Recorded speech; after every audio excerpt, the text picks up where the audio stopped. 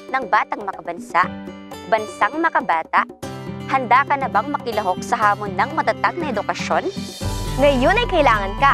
Parating ang pag-ibig sa kapwa, sa bayan at sa Diyos.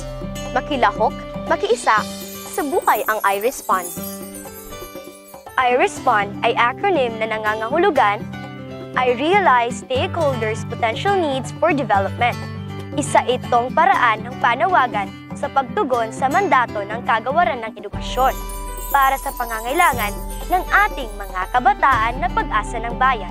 Sa ating pakikiisa, sabay-sabay nating isabuhay na may ngiti at pag-ibig ang I-RESPOND.